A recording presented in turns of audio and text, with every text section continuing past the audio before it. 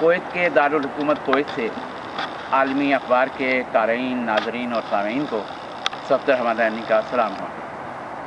हमने गुज़श्ता कुछ अर्से से अपने मल्टीमीडिया सेक्शन में एक इस रिवायत का एहतमाम कर रखा है कि हमारे अखबार के मुख्तलिफ़ शोबों के लोगों में से जो भी कोई बैरून मुल्क जाता है तो वो वहाँ की ख़ास ऐसी चीज़ों की जो उस मुल्क की या उस शहर की अलामत होती हैं उनको ज़रूर आप तक पहुँचाता है।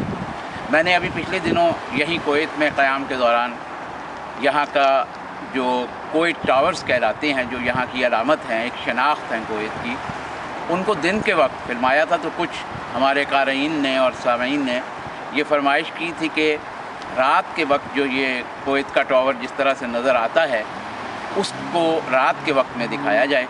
तो हम ख़ास तौर पर आपकी फरमाइश की वजह से रात को यहाँ आए हैं।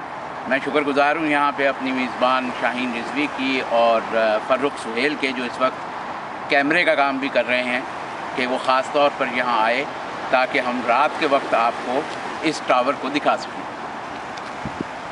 कोवैत का ये बुनियादी तौर पर तो ट्विन टावर है, लेकिन इसके साथ एक तीसरा टावर भी बना हुआ है जिससे रोशनी जो है वो इन दोनों टावर्स पे पड़ती है।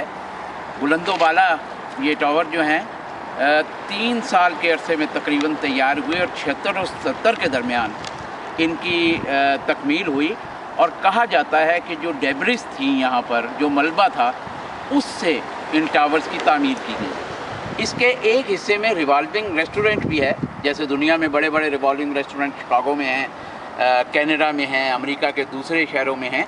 इसी तरह यहाँ भी इसका एक रिवॉल्विंग रेस्टोरेंट है। और जब आप ऊपर जाते हैं तो वहाँ से शहर की रोशनियाँ जो हैं वो ज़्यादा मुनासिब और बेहतर तौर पर और ज़्यादा खूबसूरती से सारी स्काई लाइन जो है वो नज़र आती है। एक खूबसूरत बात यह है कि इन टावर्स के बिल्कुल एक तरफ, यानी बगल में कह लीजिए, समंदर है, जहाँ रात के वक्त ख़ास तौर पर पानी की आवाज़ अपने एक मुख्तलिफ़ अंदाज में और मुख्तलिफ़ सदा के साथ कानों तक पहुँचती है। तो इस तरह रात के वक्त अगर इस कोवैत टावर को देखा जाए तो इसकी खूबसूरती बिल्कुल अलग है। सफ़दर हमदनी को इजाज़त दीजिए। खुदा हाफ़िज़ व नासिर।